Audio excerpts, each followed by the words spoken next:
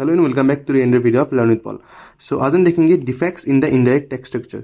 मतलब वो कौन कौन से डिफेक्ट्स थे हमारे इनडायरेक्ट टैक्स स्ट्रक्चर में before the implementation of the GST system. Okay, so क्या क्या डिफेक्ट्स थे आज हम उनको पढ़ेंगे। ये हम पढ़ रहे हैं इनडायरेक्ट टैक्स लॉ, जो कि एक सब्जेक्ट है, उसका chapter 1 introduction to indirect tax law part 2। अगर आपने पार्ट 1 नहीं देखा है तो पार्ट 1 को देख लेना, उसमें हमने देखा था features, meaning of indirect tax, direct tax. ठीक है, आप उसको देख लेना। तो चलिए हम शुरू करते हैं। डिफेक्ट्स वो क्या क्या वो डिफेक्ट्स थे इनडायरेक्ट टैक्स स्ट्रक्चर में, उसको आज हम देखते हैं। सो पहला यहाँ पर है multiple number of indirect taxes.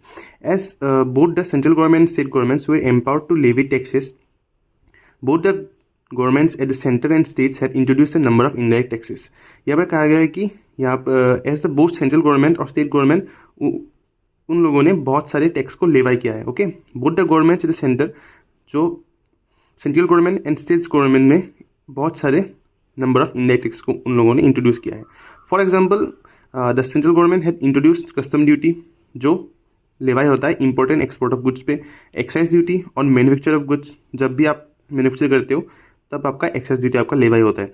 Service tax on services, जब आप सर्विस प्रोवाइड करते हो, सप्लाई सर्विस करते हो, रेंडर करते हो सर्विसेज, तब भी आपका सर्विस टैक्स आपका लेवाई होता है, एक्सेट्रा। बहुत सारे ऐसे कुछ टैक्स होते हैं जो सेंट्रल गवर्नमेंट और स्टेट गवर्नमेंट लेवाई करते हैं। On the other hand, the state government had enacted laws to levy VAT, value added tax on sale of goods. जब भी आप गुड्स को सेल करते हो तब आपका वैल्यू एडेड टैक्स आपका लेवाई होता है। ठीक है, luxury tax, entertainment tax, duties of excise on liquor, octroi etcetera. As a result there were multiple number of indirect taxes. और इसी कारण यहाँ पर क्या बोला गया है कि यहाँ पर एक बहुत सारे number of multiple number of indirect taxes यहाँ पर है। ठीक है, इसका मतलब क्या है, central government and state government ने बहुत सारे टैक्स को लेवाई करते हैं। जीएसटी के इम्प्लीमेंट होने से पहले उन लोगों ने बहुत सारे टैक्स को इम्प्लीमेंट किया था, जो कि आपका custom duty, excise duty, service tax, ऐसे आपके बहुत सारे टैक्स जो सेंट्रल गवर्नमेंट लेवाई करता है। और जो स्टेट गवर्नमेंट था उन लोगों ने लेवाई किया था VAT, luxury tax, entertainment tax, duties of excise on liquid, means बहुत सारे टैक्स थे। और इसी कारण क्या हुआ, as a result there were multiple number of indirect taxes. और इसी कारण यहाँ पर बहुत सारे multiple number of indirect taxes हमारे यहाँ पर रिजल्ट मिलता था। ठीक है, जीएसटी के इम्प्लीमेंटेशन होने से पहले बहुत सारे हमारे इनडायरेक्ट टैक्स थे। सो ये हमारा पहला पॉइंट हो गया, जो है multiple number of indirect taxes. Next point हमारा है compliance difficulties. As there are multiple number of indirect taxes, हमने देख लिया कि बहुत सारे इनडायरेक्ट टैक्स होते हैं जो लेवाई करता है central government and state government. तो नेक्स्ट पॉइंट हमारा यही कहा गया है, as there are multiple number of indirect taxes, the eligible taxpayers, जो एलिजिबल टैक्सपेयर्स होते हैं वो required to registers under each of the acts. बहुत सारे टैक्स होते हैं, सो सब में उनको रजिस्टर करना पड़ता है। ठीक है, और उन्हें रिटर्न पीरियडिकल इंटरवल्स में उन्हें रिटर्न फाइल करना पड़ता है and get the assessment done. और इसी कारण जो कंप्लायंस डिफिकल्टीज है वो बढ़ जाता है। ठीक है, this had created lot of compliance difficulties for the tax payers. ठीक है, तो इसमें क्या क्या है, इस पॉइंट में क्या कहा गया था, सिंपल है, यहाँ पर बहुत सारे इनडायरेक्ट टैक्सेस लेवाई करते हैं both central government and state government. और इसी कारण जो एलिजिबल टैक्स पेयर्स है उनको बहुत सारे टैक्स के अंदर उनको रजिस्टर करना पड़ता है, उनको सबमिट करना पड़ता है रिटर्न, और उन्हें असेसमेंट को उन्हें डन, मीन्स उन्हें पीरियडिकल इंटरवल्स में उन्हें सबमिट रिटर्न करना पड़ता है, और उन्हें गेट द असेसमेंट डन, उन्हें वो सारे सिस्टम को, उन सारे प्रोसेस को रिटर्न करना, फाइल करना, उनको टैक्स को पेमेंट करना, उन सबको उन्हें करना पड़ता है। और इसी कारण उनके लिए बहुत ही एक लॉट ऑफ कंप्लायंस डिफिकल्टीज उनका इंक्रीज हो जाता है। ठीक है, सो ये हमारा नेक्स्ट पॉइंट है जो कि है कंप्लायंस डिफिकल्टीज।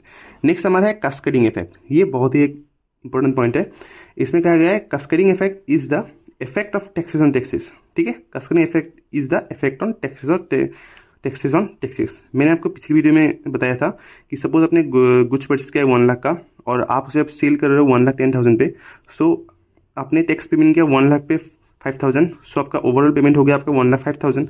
अब आप उसे सेल कर रहे हो 1,10,000 पे, सो अभी आपको फिर से टैक्स पेमेंट करना पड़ेगा 1,10,000 पे। मीन्स आपका फुल अमाउंट पे, जिसमें आपने प्रॉफिट को भी ऐड कर दिया, उसी अमाउंट पे आपको टैक्स को आपको पेमेंट करना है।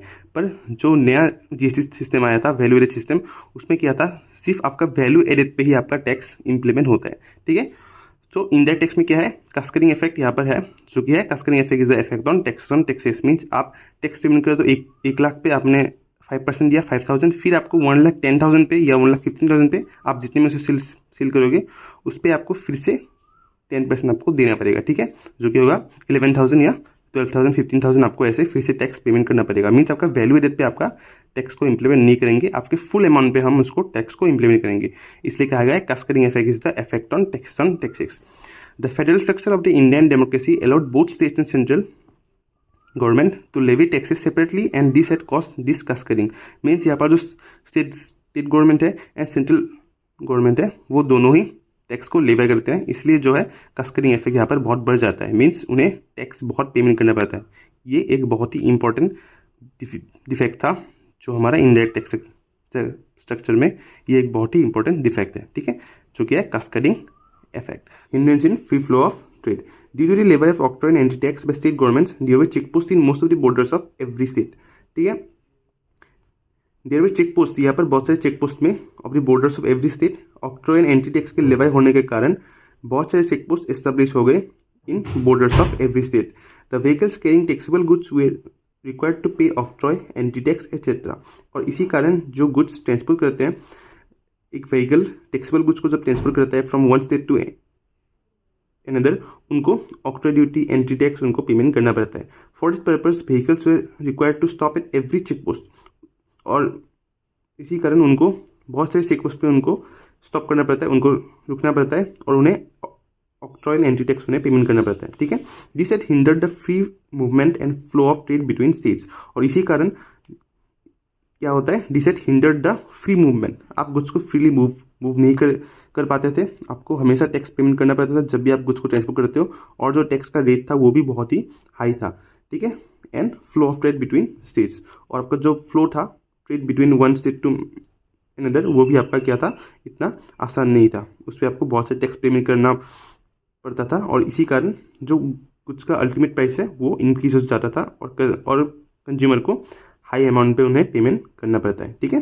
तो ये क्या था, hindrance in free flow of trade means due to the levy of octroi and entry tax by state government, यहाँ पर बहुत से चेक पोस्ट एस्टेब्लिश हो गए in borders of the every state, और जब भी एक व्हीकल टैक्सेबल गुड्स को ट्रांसपोर्ट करते हैं from one state to another, और उन्हें हर चेक पोस्ट पे उन्हें क्या करना पड़ता था, ऑक्ट्रॉय एंड एंटी टैक्स को उन्हें पेमेंट करना पड़ता है। And for this purpose vehicles were required to stop at every check post and pay the required amount, और उन्हें हर चेक पोस्ट पे उन्हें रुकना पड़ता है और उन्हें octroi duty and entry tax payment करना पड़ता है।